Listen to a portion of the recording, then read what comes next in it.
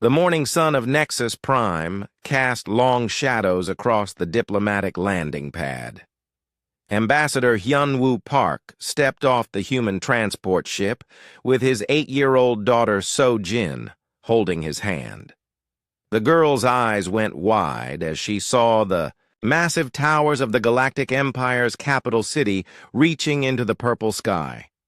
"Papa, look how tall they are," So-jin whispered, pointing at the crystal spires that seemed to touch the clouds. Hyunwoo smiled and squeezed her small hand. "Yes, sweetheart. Very impressive." He had brought So-jin on this diplomatic mission because human tradition valued family unity. Earth's leaders believed showing their families made them appear more trustworthy to alien species. They walked toward the reception hall where Chancellor Vexithara waited. The reptilian sauroid stood over 8 feet tall with scales that shifted, color based on her mood. Right now, they showed a dull brown that Hyunwoo had learned meant boredom or mild irritation. "Ambassador Park," Vexthara's voice came out as a low hiss. "You bring a child to diplomatic meetings?" "It is our way, Chancellor. Family bonds make us stronger negotiators." Hyunwoo kept his voice calm and respectful.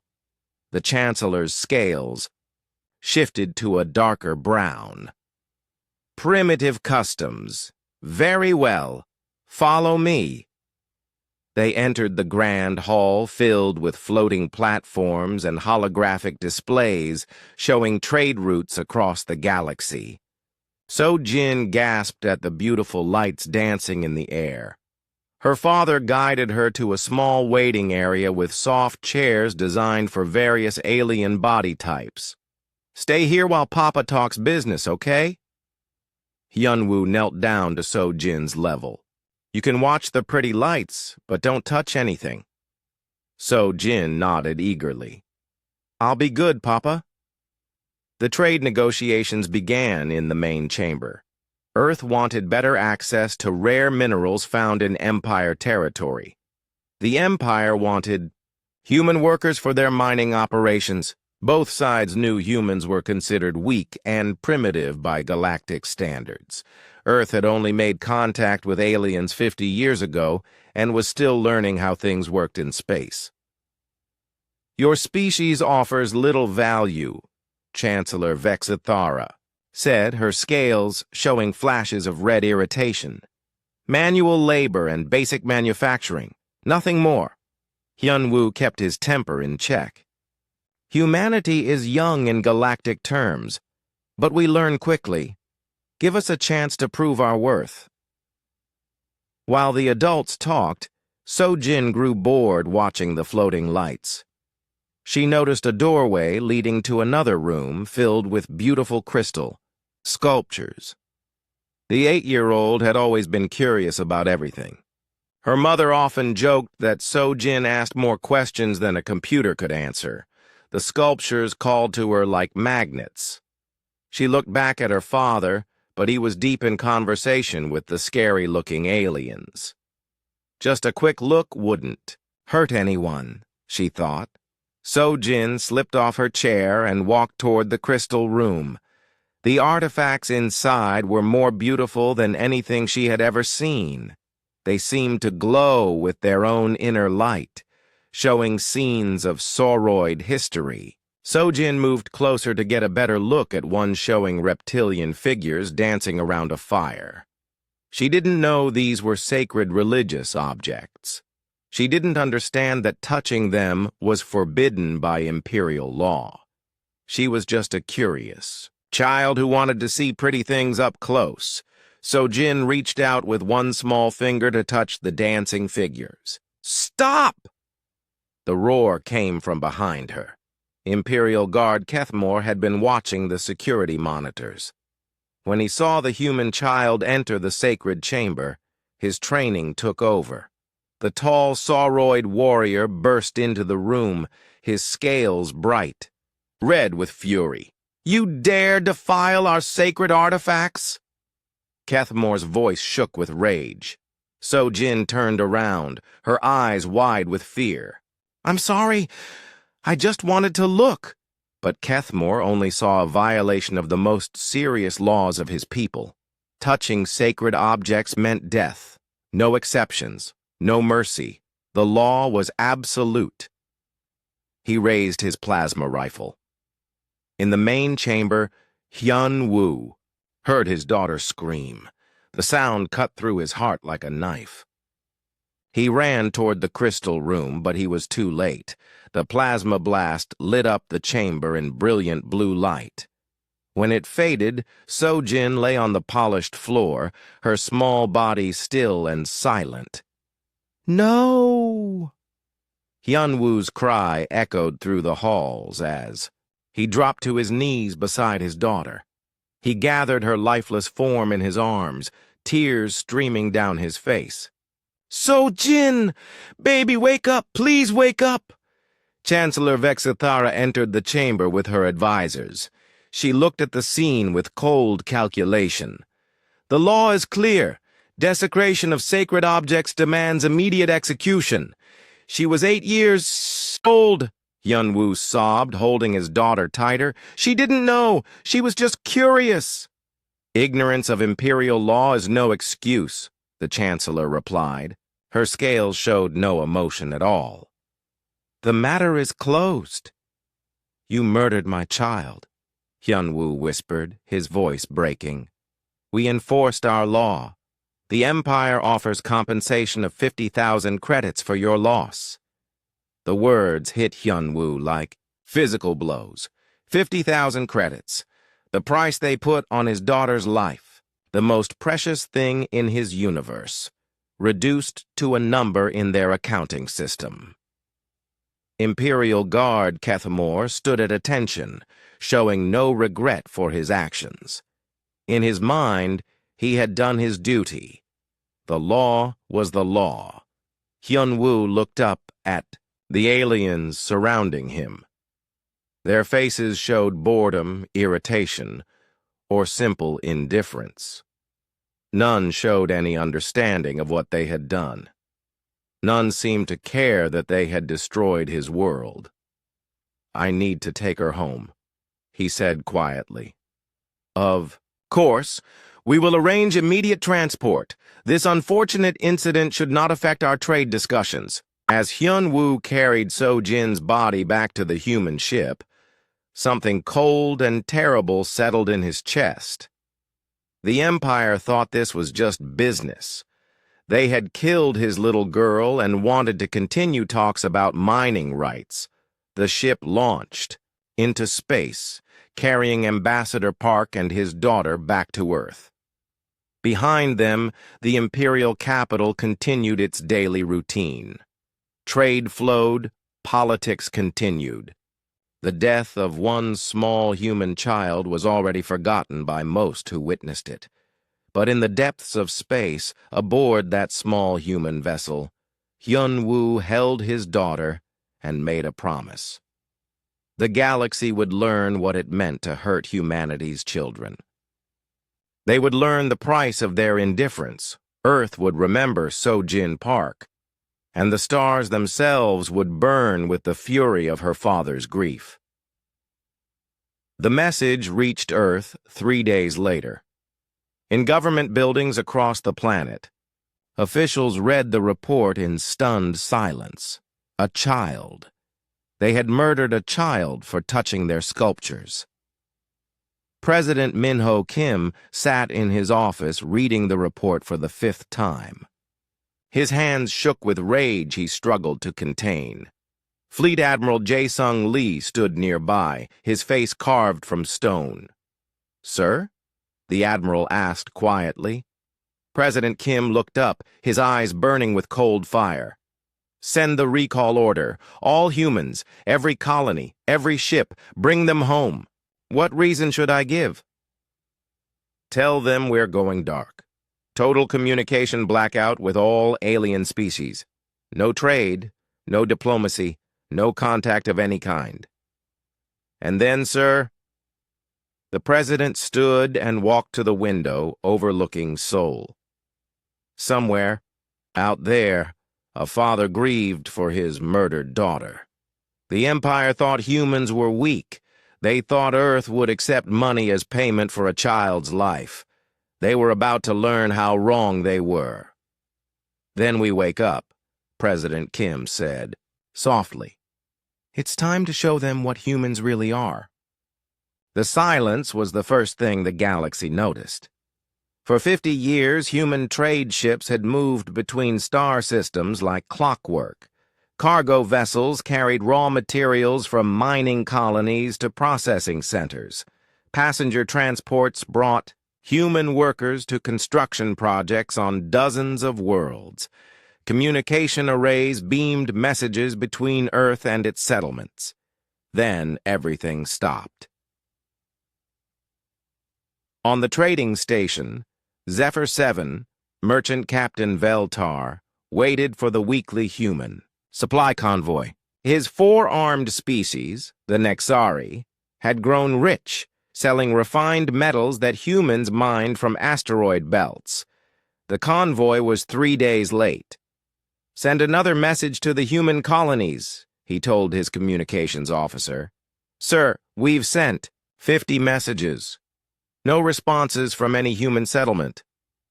Captain Veltar felt worry creep into his mind. Human contracts were always reliable. They never missed deliveries. Something was wrong. On Earth, President Min-ho Kim stood in the war room deep beneath Seoul. The massive chamber buzzed with activity as military officers coordinated the largest operation in human history. Every human outside Earth's solar system was coming home. Status report, the president said. General Yoon-ji Choi stepped forward. All civilian populations have been evacuated from visible colonies. The ones the aliens know about are now empty. Mining. Operations have shut down. Trade agreements are void. What about the hidden settlements? Project Exodus is complete, sir. All 8,000 hidden colonies are now fully operational. Total population, 82 billion humans. The president nodded grimly. For decades, Earth had been playing a careful game. They showed the galaxy a few hundred settlements with 8 billion people, primitive humans who needed alien technology and guidance, weak creatures who posed no threat to the established order. The truth was very different. Dr. Soo-Young Han brought up a holographic display showing the real extent of human expansion. Red dots marked known human colonies that aliens had visited. Blue dots showed the hidden settlements that no alien had ever seen. The blue dots outnumbered the red ones 40-1. How did we keep it secret for so long? Asked Admiral Jae-Sung Lee. Simple, Dr. Han replied. We let them think they were smarter than us. Every alien species assumes humans are primitive, because we're new to space. They never bothered to really study us. The hidden colonies had been humanity's greatest achievement. Using advanced stealth technology, humans had settled star systems that appeared empty on alien survey maps. Massive underground cities housed billions of people. Automated factories built ships and weapons in asteroid belts where no one would look. Colonel Dong-Hyun-Yu activated another display. Project Nemesis is online. All military assets are ready for deployment. The hologram showed the true size of humanity's military force. Not the few dozen ships that aliens had seen, but thousands of vessels hidden in deep space, each one designed with a single purpose: war. Human military doctrine was unlike anything the galaxy had developed. Other species fought for territory or resources. They conquered planets to exploit them. They took prisoners to use as workers, or bargaining chips. Humans had studied alien warfare for 50 years and found it inefficient. Show them the ship designs, President Kim ordered. Captain Jimin Song's image appeared on the main screen. She stood on the bridge of the TFS Retribution. humanity's first operational dreadnought. The ship looked nothing like the elegant vessels other species built. It was a brutal wedge of armor and weapons. "The retribution is 40 times larger than anything aliens have seen from us," Captain Song reported. "Our weapons ignore their shield technology completely. Our armor can withstand their most powerful attacks." The secret was simple. While aliens had developed energy shields and particle weapons, humans had perfected kinetic warfare. Their ships fired solid projectiles at incredible speeds. No energy shield could stop a tungsten rod moving at 30% of light speed. Human armor worked differently, too. Instead of energy barriers, human ships used layered metal plating with self-repair systems. Alien weapons that could slice through energy shields bounced off human hulls like raindrops. "What about their numbers advantage?" Admiral Lee asked. "Irrelevant," Dr. Han replied. "Our intelligence gathering was much more successful than they realize. For 50 years, every human trade ship had carried advanced scanning equipment. Every human worker on alien construction projects had been gathering data. Every diplomatic meeting had been an intelligence operation. Humans knew the location of every major alien military base. They had mapped supply routes and communication networks. They understood alien political structures and military command systems. Most importantly, they had learned alien weaknesses. "The sauroids who killed Ambassador Park's daughter," Dr. Han continued, "are actually a dying species. Their birth rates have been falling for centuries. They maintain power through fear and military strength, but their total population is only 12 billion across 400 worlds." President Kim studied the data. "Recommendations?" General Choi stepped forward. "Total war, sir. Not conquest. Extermination." The word hung in the air like a death sentence. Other species fought to control each other. Humans had decided to eliminate threats entirely. The child's name was So-Jin Park. President Kim said quietly. 8 years old. She liked to draw pictures of flowers and ask questions about everything. They murdered her for touching a piece of glass. He turned to face the assembled officers. "The Empire thinks this incident is closed. They paid 50,000 credits and expect us to forget. They're about to learn that some debts can only be paid in blood." On the outer edges of human space, the first ships began to move, not the simple cargo vessels that aliens expected, but warships that had been waiting in the dark between stars. Commander Ye-Jin Park led the Ghost Fleet from the bridge of her command ship. Ambassador Park's wife had volunteered for the most dangerous assignment, hunting Imperial patrol fleets. Her face showed no emotion as she watched enemy vessels appear on the scanner. "Targets acquired," her weapons officer reported. 12 Imperial cruisers on standard patrol route. "Fire," Commander Park said simply. The human weapons reached across space faster than light itself. Imperial ships exploded before their crews. Even knew they were under attack. No distress signals, no survivors, just empty space where enemy vessels had been moments before. "Next target," Commander Park ordered. Across the galaxy, similar scenes played out. Imperial fleets vanished without explanation. Trade convoys disappeared. Communication arrays went silent. The Empire's vast network of control began to collapse as humans systematically destroyed every trace of their presence. Chancellor Vexathara received the first reports in her palace on Nexus Prime. Imperial Admiral Krexavol stood before her, his scales pale with fear. "Impossible!" the Chancellor hissed. "Humans don't have military technology.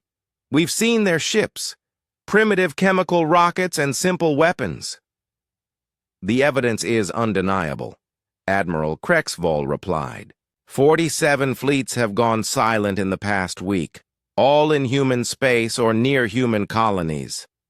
Send a battle group to investigate. Find out what's happening. The battle group never returned. On Earth, President Kim watched reports flow in. From across human space, every alien military presence was being systematically eliminated. The operation was proceeding faster than planned. How long until they realize what's happening? He asked. The Empire will figure it out within days, General Choi replied. Other species might take longer. They still think we're primitives who couldn't possibly threaten them. Dr. Han brought up casualty reports. 0 human losses so far, alien military casualties. Approximately 2 million and rising. The numbers told the story. Humans weren't just winning. They were completely dominating every engagement. 50 years of careful planning was paying off. Sir, Admiral Lee said, quietly, the aliens will eventually unite against us. When they realize what we're capable of, every species in the galaxy will see us as a threat. President Kim nodded. Good. Let them unite. Let them bring everything they have. He looked at the image of So-Jin Park displayed on the memorial screen, a little girl who had died for the crime of curiosity. They wanted to see what humans are really like, he said. Now they're going to find out. The awakening had begun. Across the galaxy, humanity's true face was revealing itself. Not the primitive, species that needed guidance and protection, but the apex predators of a death world who had been hiding their claws. The Empire had made a fatal error. They had killed a human child and expected the universe to continue as before. Instead, they had awakened something that would reshape the galaxy forever. Admiral Taeho Kang stood on the bridge of the TFS Vengeance as it emerged from dimensional space directly above the imperial world of Korath Prime. Around him, 200 human warships materialized from nowhere, their hulls black as the void between stars. The planetary defense grid went active immediately. Massive energy cannons swiveled toward the human fleet. Shield generators powered up around the planet's major cities. Warning signals blared across every communication channel. Admiral. Kang! Came the panicked voice of Planetary Governor Vexmore. You have violated Imperial space. Withdraw immediately or face the consequences. Kang activated the fleet communication array. His message broadcast to every inhabited world in the sector, carried by quantum transmitters that could not be jammed or blocked. People of the galaxy. His voice was calm and cold as winter. 53 days ago, Imperial Guard Kethamore murdered an 8-year-old human child named So-Jin Park. She was guilty of nothing except curiosity. Your Empire offered 50,000 credits as payment for her life. The Admiral paused, letting his words sink in across dozens of worlds. Today you learn the true value of a human child's life. You killed our daughter. Now we kill your civilization. The human fleet opened fire. The weapons that struck Korath Prime were unlike anything the galaxy had seen. Instead of energy beams that could be deflected by shields, massive tungsten rods accelerated to impossible speeds, smashed through the planet's defenses like they were made of paper. Each projectile carried the kinetic energy of a nuclear explosion. When they hit the surface, entire cities vanished in clouds of superheated debris. Mountain ranges flattened, oceans boiled. The planetary shield generators lasted less than 30 seconds before overloading. The defense fleet tried to fight back, but their weapons couldn't even scratch the human armor. Within an hour, Korath Prime was a dead world. No one had ever seen anything like it. On Nexus Prime, Chancellor Vexathera watched the destruction in stunned silence. Her advisors stood. Around the tactical display, their scales pale with shock. "How many troops were stationed on Korath?" she asked weakly. 40 million Imperial soldiers, Admiral Krexvoll replied, plus 15 million civilian support staff. All dead. And the human casualties? None. They didn't even board the planet. They just destroyed everything from orbit. The scale of the destruction was beyond Imperial understanding. When the Empire conquered worlds, they did so to control them. They needed the resources, the people, the infrastructure. Destroying everything served no logical purpose. Humans didn't seem to care about logic. Reports flooded in from across Imperial space. Human fleets appeared without warning at military bases, orbital shipyards, and command centers. They destroyed everything and everyone, then vanished before reinforcements could arrive. The attacks followed no recognizable pattern. Humans ignored valuable resource worlds and industrial centers. Instead, they targeted anything connected to Imperial military power. Supply depots burned. Training academies were bombed into rubble. Even veteran retirement facilities were not spared. "They're not trying to conquer us," Admiral Krexvoll realized with growing horror. "They're trying to exterminate us." Chancellor Vexathera's scales shifted to the deep black of terror. "Send messages to the Ethereal Confederation and the Machine Collective. Request immediate military assistance." "On what basis?" "They hate the Empire." "Tell them the humans won't stop with us. Tell them that once we're gone, they'll be next." The Chancellor was right to be afraid. In the depths of space, human war fleets were already moving toward other species' territories. Commander Yejin Park's Ghost Fleet had begun hunting ethereal patrol ships. Captain Boram Lee's strike force was attacking Machine Collective mining operations. Earth's strategy was brutally simple: eliminate all potential threats before they could organize resistance. The Ethereal Confederation was the first to understand what was happening. Their species had evolved from energy beings and possessed advanced telepathic abilities.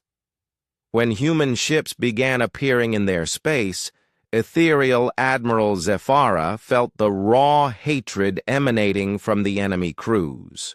"They don't want our territory," she reported to the Confederation Council. "They don't want our technology or our resources. They want us dead. All of us." High Ethereal Mordain studied the tactical reports. What could drive an entire species to such extremes? Unknown. Our attempts to communicate with them have failed. They ignore all diplomatic overtures and respond only with violence. The truth was that humans had no interest in diplomacy. Ambassador Hyun-Woo Park had tried diplomacy. His daughter was dead because of it. President Min-ho Kim had decided that talking was over. On Earth, the war room displayed real-time updates from across the galaxy. Green indicators showed successful human operations. Red warnings marked enemy movements. The display was almost entirely green. "Status report," President Kim ordered. General Yoon-ji Choi stepped forward. "Imperial military capacity reduced by 60%. Sauroid population centers under continuous bombardment. Their government is requesting ceasefire negotiations. Response: we bombed their capital complex." Dr. Soo Young-han brought up intelligence reports. "The other species are beginning to coordinate defensive measures. The Ethereal Confederation has recalled all fleets to their core systems. The Machine Collective is building new defensive platforms." "What about the Void Walkers?" "Still neutral. They're watching from the galactic edge, waiting to see how this develops." President Kim studied the strategic display. The Void Walkers were the most dangerous potential enemy. Their species had mastered dark matter manipulation and could phase their ships between dimensions. If they joined the fight against humanity, the war would become much more difficult. "Sir," Admiral Jae-sung Lee said quietly, "intelligence suggests the alien species are planning a joint conference. They want to form a unified coalition against us." "Where?" "Neutral space. Station Harmony, in the buffer zone between Imperial and Confederation territory." The President considered this. Station Harmony was a massive diplomatic facility built by all the major species as a symbol of galactic cooperation. Representatives from dozens of worlds met there to negotiate treaties and resolve disputes. "Send a fleet," he ordered, "to attack the station, to deliver a message." Admiral Kang received his orders while the Vengeance was resupplying at a hidden human depot. The mission parameters were specific: arrive during the alien conference, demonstrate overwhelming force, and ensure the message was understood. "How many ships?" his tactical officer asked. "All of them." When the human fleet emerged from dimensional space around Station Harmony, the alien delegates thought they were seeing some kind of sensor malfunction. The scanners showed over 3,000 human warships surrounding the diplomatic facility. It was impossible. No species had ever built a fleet that large. The combined military forces of all galactic civilizations totaled less than 2,000 vessels. Inside the station, delegates from 12 species watched in stunned silence as Admiral Kang's image appeared on every communication screen. "Representatives of the galaxy," his voice carried absolute authority, "you gather here to discuss resistance to humanity. You believe that by uniting your forces you can defeat us." The Admiral gestured toward the fleet displays. "You are wrong. What you see around this station is less than half of our total military capacity. We have been building ships while you debated politics. We have been preparing for war while you grew soft and comfortable." Ethereal Admiral Zephyra tried to speak. "Admiral Kang, surely we can reach some agreement." "There is no agreement," Kang interrupted. "You killed our child. This is the consequence." He activated another display showing the destruction across Imperial space. Cities burning, fleets destroyed, entire worlds going silent. The Galactic Empire will fall within 1 month. Your species can choose to surrender now or join them in extinction. Those are your only options. The transmission ended. The human fleet vanished as suddenly as it had appeared, leaving the alien delegates alone with their fear. In the conference chamber, species that had been enemies for centuries looked at each other with new understanding. The ancient rivalries between Empire and Confederation, the territorial disputes between various worlds, the trade wars and political conflicts, none of it mattered anymore. Humanity had united them through terror. High Ethereal Mordain spoke. "First, we need a formal alliance. Every species, every government, every military force." "Agreed," said Machine Collective Designate Prime.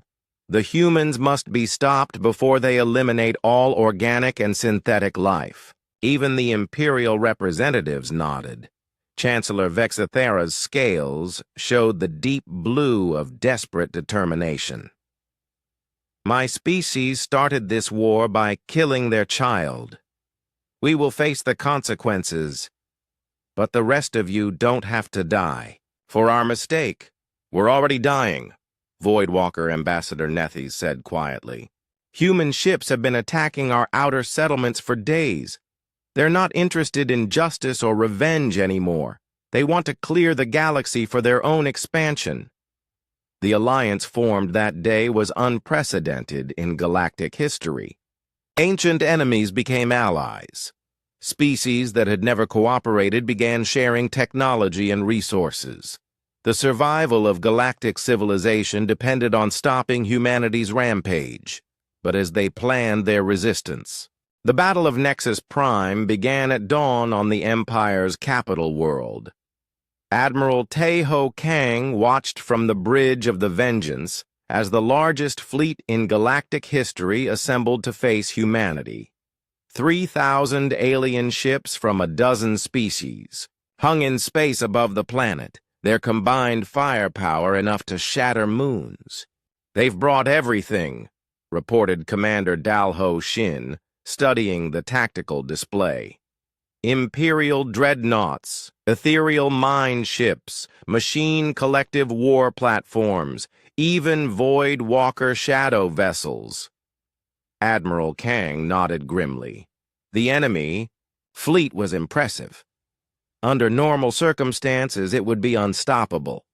But humans had learned long ago that circumstances were rarely normal in war. "Sir," the communications officer said, "incoming transmission from the enemy flagship." Chancellor Vexathera's image appeared on screen. Her reptilian features showed exhaustion and desperation.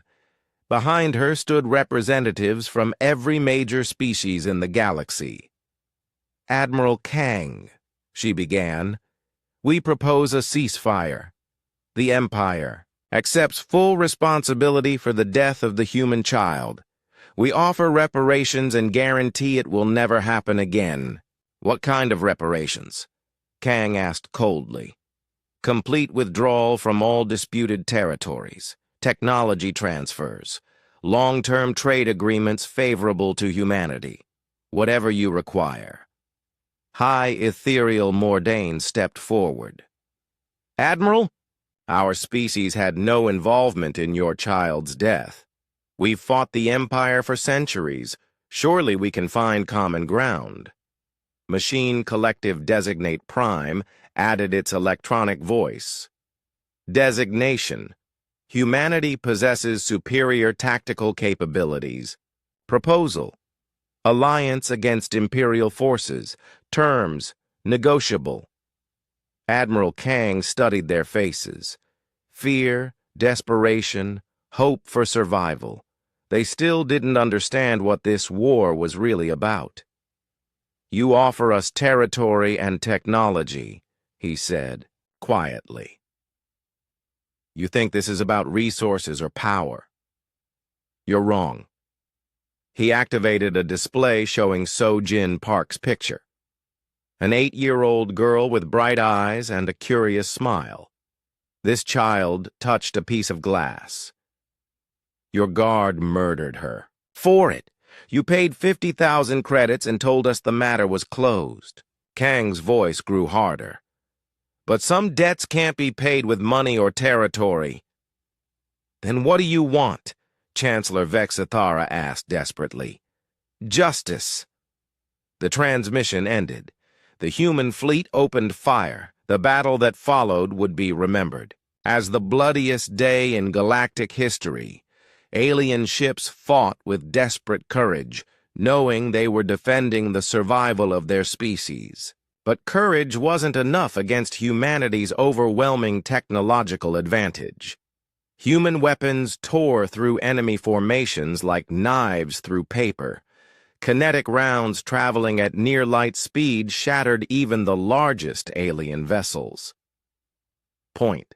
Defense systems destroyed incoming missiles before they could reach their targets. Captain Boram Lee commanded the assault on the Imperial defense platforms. Her ship, the TFS Retribution, charged straight into the heaviest enemy fire. Alien weapons hammered her shields, but the human vessel kept coming. "Hull breach on Deck 7, her damage control officer reported. "Seal it and keep firing," Captain Lee ordered. Her crew worked with mechanical precision, ignoring the explosions around them. They had trained for this moment their entire lives. The first defense platform died in a ball of nuclear fire, then the second, then the third. In space, Commander, Yejin Park, led her ghost fleet against the ethereal mineships. The enemy vessels tried to use their telepathic abilities to confuse human crews, but Park's people had trained for that too. Mental discipline techniques learned from Earth's military academies made them immune to psychic attack. "Focus on the command ship," Park ordered. "Take out their admiral." The ghost fleet vanished from enemy sensors using stealth technology that no alien species had learned to counter. When they reappeared, they were already inside the enemy formation. High ethereal Mordain felt her flagship dying around her. Human boarding parties had somehow materialized inside her ship without triggering any alarms. Her crew fought bravely, but humans in powered armor were nearly unstoppable in close combat. "How did they get past our shields?" she asked weakly, purple blood flowing from a wound in her side. The human soldier who answered removed his helmet, revealing the face of Lieutenant Minwoo Park, So-Jin's cousin. "We've been studying your technology for 50 years. We know all your weaknesses." The ethereal admiral died with that knowledge burning in her mind. Humans hadn't just built superior weapons. They had spent decades learning how to kill every species in the galaxy. On the planet below, the civilians of Nexus Prime watched their protectors die in the darkness above. Some tried to flee in civilian ships, but human fighters intercepted them all. Others huddled in underground shelters, praying to gods who seemed to have abandoned them. President Min-ho Kim watched the battle from Earth's war room. The tactical display showed human victory on every front. Alien casualties numbered in the millions. Human losses were minimal. "Sir," Dr. Su-Young Han said quietly, "we're receiving surrender offers from 12 species. They want to negotiate terms." "Decline them all," the president ordered. General Yoon-ji Choi looked surprised. "Sir, we've achieved all military objectives. The empire is finished. Why continue the killing?" President Kim turned to face his staff. These were good people who had followed his orders without question. They deserved an explanation. "Because this isn't about defeating the empire," he said. "It's about making sure no alien species ever thinks they can hurt human children again." Dr. Han brought up population projections. "If we continue at this rate, several species will face extinction within months. The sauroids are already below sustainable population levels." "Good," the president replied. "Let them remember the price of murdering innocents." But even as he spoke, President Kim felt something cold and terrible growing in his heart. The fury that had driven him since So-Jin's death was consuming everything else. He was becoming the monster the galaxy feared. Dr. Woo-Jin Choi, the chief xenobiologist, entered the war room carrying a sealed case. His face was pale with exhaustion and something that might have been horror. "Sir, you asked for a final solution to the alien problem. We've developed it." He opened the case, revealing a small vial of silvery liquid. "Nanobiological weapon," Dr. Choi explained. "Targets specific genetic markers common to all non-human species. One dose released into a planet's atmosphere will eliminate all alien life within 72 hours. Human DNA is completely immune." The room fell silent. Even in the midst of total war, the scientists looked uncomfortable with what they had created. "How many doses have been produced?" President Kim asked. "Enough for every inhabited world in the galaxy." The president stared at the vial. Total victory was within reach. Humanity could inherit a galaxy cleansed of all other intelligent life. Never again would alien species threaten human children. But at what cost? Ambassador Seong-hwan. O, who had remained silent during most of the war, finally spoke. "Sir, I request permission to address the command staff." Granted. The elderly diplomat stepped forward. "I knew Sojin Park. She was a bright, curious child who asked endless questions about everything she saw. Her favorite question was why." He looked around the room. "So I ask her question now. Why are we doing this? Why are we becoming the very monsters we claim to fight against?" "They killed her," President Kim said, but his voice lacked its earlier conviction. "Yes, they did. One guard, following orders from one government, killed one child. And in response, we're preparing to commit genocide against billions of innocent people." Ambassador O activated a display showing refugee ships fleeing human advance. Alien children pressed against viewports, their eyes wide with terror. "Look at them," he said quietly. "They're running from us the way Jin would have run from her killer. We've become what we hated." The weight of those words settled over the room like a physical force. For the first time since the war began, President Kim saw clearly what humanity had become. They had the power to destroy all alien life. They had the technology to rule the galaxy through fear. They had achieved total military victory. But somewhere in the darkness of their fury, they had lost sight of what they were supposed to be protecting. In space above Nexus Prime, the last alien resistance crumbled. Chancellor Vexithera's flagship exploded in brilliant light, taking with it the final remnants of Imperial power. Admiral Kang received the surrender transmission from the surviving alien commanders. Total unconditional surrender. The war was over. Humanity had won. But as he stood on his bridge, surrounded by the debris of 1,000 alien ships, Admiral Kang wondered if victory was supposed to taste this bitter. On Earth, President Kim held the vial of nanobiological death and faced the most important choice in human history.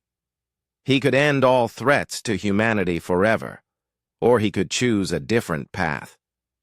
The galaxy waited in silence for his decision. President Min-ho Kim stood alone in his office, holding the vial that could end all alien life in the galaxy. Outside his window, Seoul sparkled in the morning light. Somewhere in the city, Ambassador Hyunwoo Park grieved for his murdered daughter.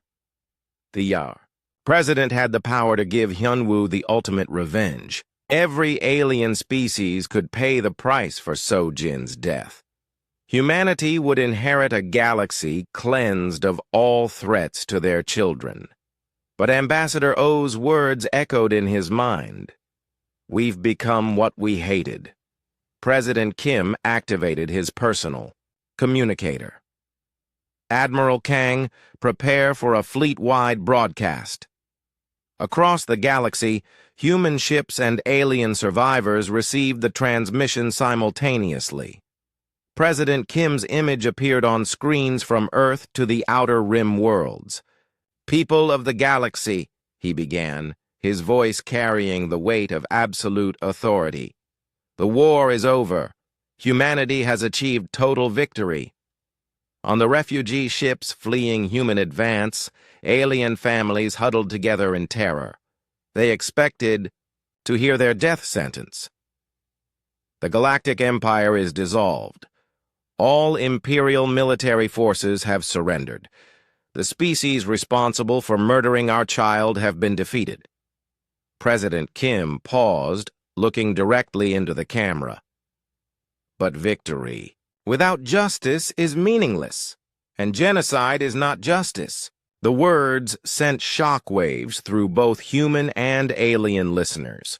After months of relentless warfare, humanity was offering something unexpected: mercy. Effective immediately, all human military operations will cease. We offer terms of surrender to all alien species. He activated a display showing the proposed Galactic Constitution. A new government will be established. The reformed Galactic Union will be founded on one inviolable principle. The deliberate harm of children of any species will be punishable by the complete annihilation of the perpetrator's homeworld. The terms were both generous and terrifying. Alien species would retain their worlds and basic freedoms. Trade would resume. Cultural exchanges would be encouraged, but the protection of children would be absolute.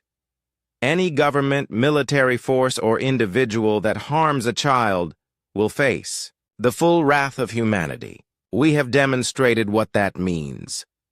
We will not hesitate to do so again. On the bridge of the Vengeance, Admiral Kang received new orders.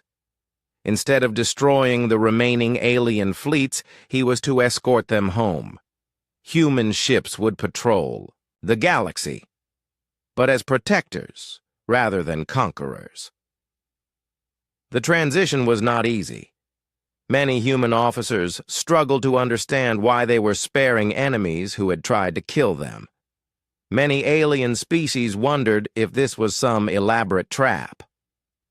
Chancellor Vexithara, captured during the fall of Nexus Prime, was brought before a human tribunal. She expected execution. Instead, she faced something more complex: judgment. "You are guilty of authorizing the murder of an innocent child," Admiral Kang said as he read the charges. "Under the laws of the reformed Galactic Union, this crime carries the death penalty."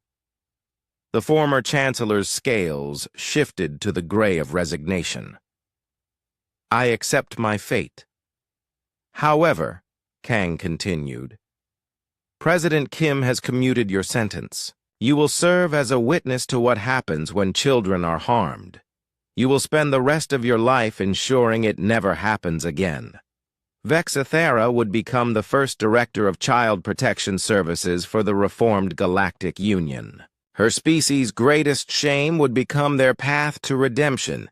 Fleet Admiral Jae-sung Lee was appointed as the first human supreme commander of the reformed Galactic Union. His first act was to establish memorial stations in every star system, small structures dedicated to the memory of Sojin Park and all children lost to violence. Each memorial carried the same inscription: "In memory of innocence lost and the terrible price of its betrayal." The galaxy learned to live under humanity's protection. Trade resumed, but human inspectors monitored every transaction. Diplomatic meetings continued, but human observers watched for signs of aggression. Cultural exchanges flourished, but human teachers ensured that all species learned about the value of children's lives. Some alien species resented the new order. Secret resistance movements formed, planning to overthrow human dominance. These groups never lasted long. Humanity's intelligence network was too thorough, their response too swift and absolute. The fate of the Zilanian supremacists became a cautionary tale. When they captured and executed 3 human children on a remote colony, the response was immediate. Within 6 hours, every Zilanian world was lifeless rock. The species ceased to exist. Other potential rebels learned from that example. But most alien species adapted to the new reality. They discovered that life under human protection was not the nightmare they had expected. Human technology improved their lives. Human medicine extended their lifespans. Human protection allowed smaller species to flourish without fear of conquest by larger neighbors. Children became the galaxy's most protected citizens. Harm to a child of any species brought swift investigation by human authorities. The old practices of using children as soldiers or sacrificing them in religious ceremonies vanished overnight. Ambassador Da-Un-Yoon represented Earth at the First Galactic Assembly held 50 years after the war. She was part of Sojin's generation. children who had grown up in a galaxy where their safety was guaranteed by human strength. The assembly met on Unity Station, built in the same system where Nexus Prime had once stood. Representatives from hundreds of species gathered to address common challenges, trade disputes, territorial boundaries, scientific cooperation. But the session began the same way it had for 50 years. A moment of silence for Sojin Park, followed by the reading of the Child Protection Covenant. We remember that civilization is measured not by the strength of its armies, but by how it treats its most vulnerable members. Ambassador Yoon recited. We pledge that no child will suffer for the ambitions or hatred of adults. In the gallery, Hyunwoo Park watched the ceremony. Now in his 90s, the former ambassador had devoted his life to ensuring his daughter's death created lasting change. The Galactic Child Protection Agency he founded operated on every inhabited world. After the session, Ambassador Yoon approached him. Mr. Park, the Centauri delegation has requested human assistance with their education system. They want to establish schools that focus on protecting rather than training children. The old man smiled. Sojin would have liked that. She always said schools should be places where children could ask questions without fear. That evening, Ambassador Yoon walked through Unity Station's Memorial Garden. Holographic displays showed images of children from every species in the galaxy, all growing up in safety because humanity had chosen to be their guardian. She paused at Sojin's memorial, a simple statue of a curious child reaching toward the stars. Fresh flowers surrounded the base, left by alien visitors who had learned to honor the human child whose death changed everything. Thank you, Ambassador Yoon whispered. The galaxy was not perfect.